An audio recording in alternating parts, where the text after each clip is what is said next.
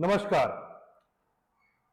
इसरो ने फिर से भारत को एक नई खुशखबरी दी है और यह बात सारे भारतीयों को जानने की आवश्यकता है। खुशखबरी क्या है? अभी थोड़े ही देर पहले यह खुशखबरी आया है और यह गगनयान मिशन से रिलेटेड है। ISRO successfully tested engine set to take Indian astronaut to space gives human rating. मतलब सिंपल सी बात है, गगनयान मिशन जिसका अंतिम लक्ष्य है कि जो अभी तक अनमैन्ड व्हीकल जाता था ऊपर में, यानी मनुष्य नहीं जाते थे ऊपर में, हमारे एस्ट्रोनॉट नहीं जाते थे, उसी से संबंधित यह मिशन है गगनयान। और इसकी अंतिम कड़ी यही है कि हमारे एस्ट्रोनॉट भी, जो विकसित देश अमेरिका और रसिया जैसे देश है जो अपने एस्ट्रोनॉट्स को अंतरिक्ष में भेजते हैं, ऐसा कैलिबर हमारे पास में अभी तक नहीं था। इसरो ने कहा कि वो दिन आ चुका है और बहुत जल्द हम भेज देंगे, और जो इंजन की आवश्यकता थी उसका टेस्ट पूरा हो गया है और इसरो तैयार है। और माना जा रहा है कि उस इंजन को ह्यूमन रेटिंग दे दिया गया है। ह्यूमन रेटिंग का मतलब आप ह्यूमन को किसी खास अल्टीट्यूड पर ले जा सकते हैं और उन्हें सेफली नीचे ला सकते हैं। पूरी बात क्या है जरा समझते हैं। पूरा बात यहां पर है, जरा इसको देख लीजिए।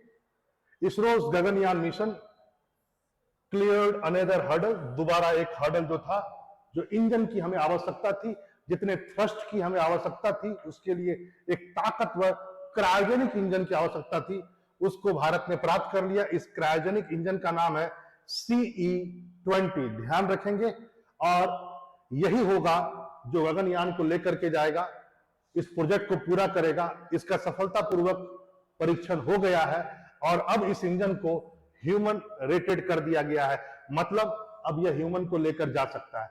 आपको पता होना चाहिए कि जो क्रायोजेनिक इंजन वाला जो रॉकेट होता है, उसमें फर्स्ट स्टेज में जो 3 स्टेज के ये होते हैं, ध्यान रखेंगे। फर्स्ट स्टेज में होता है आपका सॉलिड फ्यूल। सेकेंड स्टेज में जो होता है सॉलिड फ्यूल के साथ कुछ बूस्टर्स होते हैं जो थ्रस्ट पैदा करते हैं। दूसरा स्टेज में होता है लिक्विड फ्यूल, और तीसरा स्टेज में होता है क्रायोजेनिक इंजन, जो बहुत जरूरी होता है बहुत दूर तक और भारी भरकम चीजों को ले जाने में। एक तो दूर तक भी, और कुछ भारी चीजों को ले जाने के लिए जो टेक्नोलॉजी की आवश्यकता होती है स्पेस साइंस में, उसको क्रायोजेनिक इंजन कहते हैं।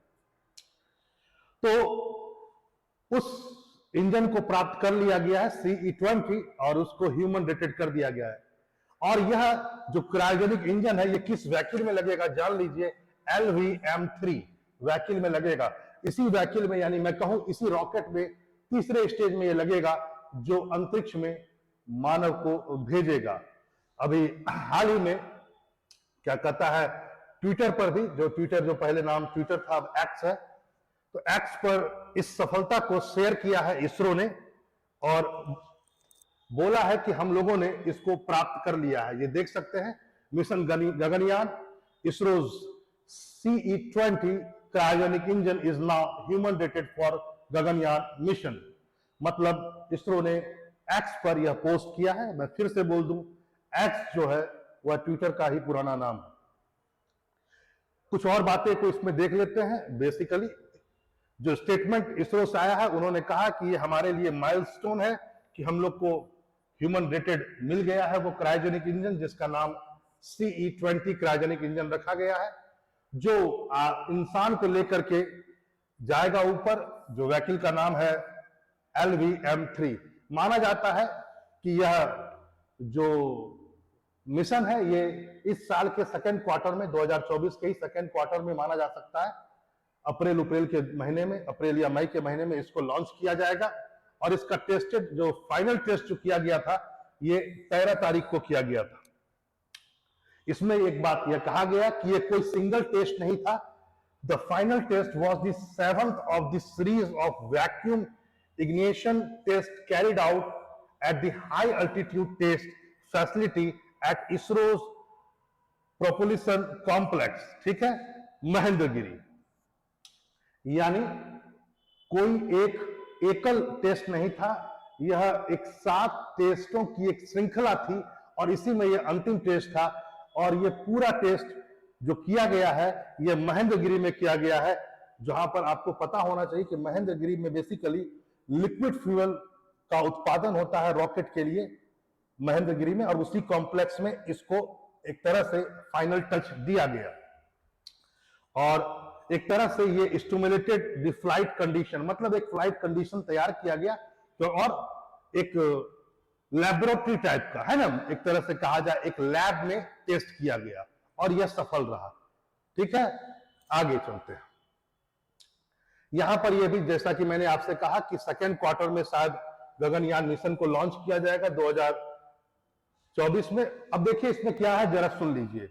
जो वैक्यूम लेकर के जाएगा, माना जाता है कि इसमें हो सकता है 3 क्रू मेंबर हो, कुछ कम भी हो सकता है, लेकिन मैक्सिमम 3 क्रू मेंबर होंगे। यह क्या करेगा, 400 किलोमीटर ऊपर तक जाएगा अंतरिक्ष में और फिर यह दोबारा सेफली लैंड होगा ऑन अर्थ। माना जाता है कि शायद इंडियन ओशियन में कहीं पर इसको लैंड किया जाएगा। ऊपर से जब नीचे आएगा तो शायद इंडियन ओशियन के आसपास, इंडियन ओशियन में किसी एक जगह पर उसको लैंड किया जाएगा। यह पूरा शेड्यूल माना जाता है 3 दिनों का होगा, जब से यह लॉन्च होगा और जब यह वापस आएगा, कुल मिलाकर के ये 3 दिनों का होगा। इसका जो गगनयान प्रोजेक्ट का जो कॉस्ट माना जा रहा है वो 90 बिलियन है। अब आप समझ सकते हैं भारत स्पेस जगत में जरूर अपनी उपस्थिति दर्ज कर रहा है, लेकिन हाँ पैसे भी खर्च हो रहे हैं। निस्संदेह ह्यूमन रिसोर्सेज के लिए कहा जाए या अदर जानकारी के लिए कहा जाए, ये बहुत वैल्यूएबल है। जो और इसके साथ जब ये सक्सेस हो जाएगा तो भारत चौथा देश बन जाएगा ऐसा करने वाला, यानी स्पेस में व्यक्तियों को भेजने वाला, आफ्टर सोवियत यूनियन यानी कि रसिया, यूएस और चाइना, क्योंकि इन तीनों ने पहले से कर लिया है और अब भारत उस क्षेत्र में भी पहुंच जाएगा, उस रैंक में पहुंच जाएगा। इससे पहले सैटरडे का दिन, आज बुधवार का दिन है, जो अच्छा न्यूज आया है। और सैटरडे का एक न्यूज है जो मैंने नहीं बताया था, वो भी सुनना आप लोगों के लिए बहुत जरूरी है। इसरो ने बहुत बड़ी उपलब्धि हासिल की उस दिनों में, जिस समय इसरो ने अपना एक सैटेलाइट लॉन्च किया, इनसैट 3DS, और यह बेसिकली जिस वैक्यूम से लॉन्च किया गया, या GSLV 14 था, F14। यहां पर एक बात ध्यान रखेंगे, GSLV जो F14 है और इसे श्रीहरिकोटा से किया गया था प्रक्षेपण, और यह सफलतापूर्वक अपने ऑर्बिट में पहुंच चुका है। इसको इसरो ने बाकायदा बता भी दिया है अभी तक। यहां पर सबसे बड़ी बात क्या है, आप कहेंगे सर हर दिन कुछ ना कुछ तो होते ही रहता है रॉकेट इसरो का, तो आपने इतनी बड़ी बात क्यों कही? पहला बात तो मैं ये कहूंगा कि यह जो GSLV F14 है, एक बाहुबली रॉकेट है। 4000 किलोग्राम तक का यह ले जा सकता है अपने साथ में, कहां वेट को अपने साथ ले जा सकता है। और यह बेसिकली जियो सिंक्रोनस या जियो स्टेशनरी ऑर्बिट दोनों के लिए बनाया गया है। जियो सिंक्रोनस का मतलब होता है, ध्यान रखेंगे, जो पृथ्वी की जो कक्षा होती है ना, उसके जैसा जैसा वो झुका हुआ, आपको पता होगा कि वह 23.5 डिग्री के आसपास में झुका हुआ है, तो यह भी जो घूमेगा वो 23.5 डिग्री के आसपास में घूमेगा, और यह बेसिकली ऐसे घूमेगा, न कि ऐसे। ये पोलर सैटेलाइट नहीं है। ये जो इनसेट 3DS है, ये कोई पोलर नहीं है, पोल टू पोल। ये बहुत कम ऊंचाई वाले होते हैं पोल टू पोल। लेकिन जियो सिंक्रोनस या जियो स्टेशनरी ये 36,000 किलोमीटर से ऊपर के होते हैं, जो इक्वेटर के पैरेलल में, यानी भूमध्य रेखा के पैरेलल में ऐसे ऐसे घूमता है। लेकिन यदि कोई ऐसे ऐसे सिर्फ घूम रहा है, मतलब ये इक्वेटर है, ये पृथ्वी है मान लीजिए, और ऐसे ऐसे सिर्फ घूम रहा है, तो वह हो गया जियो स्टेशनरी। लेकिन यदि कोई इस ढंग से इंक्लाइंड वे में घूम रहा है, और भी बहुत सारे अंतर है, किसी और दिन में बताऊंगा, लेकिन अभी फिलहाल मोटा मोटी बात में आप समझ सकते हैं। इसको आप जियो स्टेशनरी बोलते हैं, इसको आप जियो सिंक्रोनस बोलते हैं। दोनों 36,000 किलोमीटर से ऊपर ही होता है। अब एक तो PSLV का आपने नाम सुना होगा। PSLV बेसिकली जो आए दिन रॉकेट प्रक्षेपित किया जाता है, उस PSLV से किया जाता है। वह 4 स्टेजेस रॉकेट होता है। उसकी क्षमता थोड़ा कम होती है, वो कम वेट को ले जा सकता है और बहुत ज्यादा हाइट पर नहीं जा सकता है। इसका जो प्रयोग होता है वो प्रायः हम लोग पोल टू पोल वाले में करते हैं, यानी पोलर सैटेलाइट के रूप में। जैसे ये मान लो ये अर्थ है, तो ऐसे वाले में, ऐसे वाले में। और ये 600 से लेकर 900 किलोमीटर के आसपास में केबल पहुंचाना होता है। तो वाजिब बात है, इसमें ताकत कम लगती है। और भारत इसमें महारत हासिल है। लेकिन जियो स्टेशनरी या जियो सिंक्रोनस में के लिए जो व्हीकल का यूज किया जाता है वह है जीएसएलवी। इसमें क्या होता है, ये 4 स्टेजेस रॉकेट नहीं होता जैसा मैंने अभी पहले आपसे बात की, ये 3 स्टेजेस रॉकेट होता है। पहला स्टेज में सॉलिड फ्यूल होता है along with booster, second stage में लिक्विड फ्यूल होता है जिसमें को विकास इंजन भी कहा गया है, भारत ने बनाया है इस इंजन को, और तीसरा स्टेज क्रायोजेनिक है। भारत जीएसएलवी में भारत का जो रेपुटेशन है बहुत अच्छा नहीं माना जा रहा था, कई बार भारत को संदेह की दृष्टि से देखा जा रहा था, कई बार हम विफल हो जा रहे थे जीएसएलवी को प्रॉपरली यूज करने में, कई बार फेल हो जाते थे। लेकिन इस बार इसकी सफलता के बाद हम जरूर कह सकते हैं कि अब भारत धीरे धीरे जीएसएलवी या क्रायोजेनिक टेक्नोलॉजी से लैस जो रॉकेट छोड़ने का यंत्र होता है उसमें भी भारत महारत हासिल कर रहा है। ध्यान रखेंगे इनसैट 3DS ये जीएसएलवी से छोड़ा गया था, जीएसएलवी F-14 सैटरडे को श्रीहरिकोटा से, और बेसिकली बहुत बड़ा यूज इसका मेट्रोलॉजिकल और लैंड सर्वे वगैरह के लिए है। यहां पर ध्यान यह रखेंगे कि जो चेयरमैन है इसरो के एस सोमनाथ, उन्होंने इसके लॉन्च के बाद कुछ बातें कही, जरा इस पर भी ध्यान रखेंगे। उन्होंने बाकायदा कहा कि हम लोगों ने इसको इंसेक्ट को 3DS को बहुत सफलतापूर्वक लॉन्च कर दिया। ये एक तरह से मेट्रोलॉजिकल सैटेलाइट है जिसको सतीश धवन स्पेस सेंटर श्रीहरिकोटा से लॉन्च किया गया। माना जाता है 18 मिनट के बाद ही यह जो है जिसे जहां भेजना था वहां पर यह चला गया, और यह बेसिकली जियो स्टेशनरी जियो सिंक्रोनस ट्रांसफर ऑर्बिट तक 18 मिनट में पहुंच गया। मैं पहले ही कह दिया कि यह जियो स्टेशनरी सैटेलाइट नहीं है, जियो सिंक्रोनस सैटेलाइट है, मतलब ये इंक्लाइंड वे में चलेगा। और दूसरा पॉइंट है 18 मिनट में ये 36,000 किलोमीटर नहीं पहुंच गया है, ध्यान रखेंगे इस बात को। 18 मिनट माना जाता है, जो तीसरा स्टेज जब शुरू हुआ, तीसरा स्टेज जब पूर्ण हो गया तो 18 मिनट पूरा हो चुका था, और क्रायोजेनिक इंजन को जो उस सैटेलाइट को इंसेक्ट 3DS को जहां पहुंचाना था उसका नाम है जियो सिंक्रोनस ट्रांसफर ऑर्बिट, वहां तक ये पहुंच गया। मान लेते ये ऑर्बिट है, यहां तक पहुंचा। अब धीरे धीरे कर ये ऐसे ऐसे करके खुद ब खुद अपने आप धीरे धीरे अपने आप को राउंड बढ़ाते हुए 36,000 तक पहुंच जाएगा।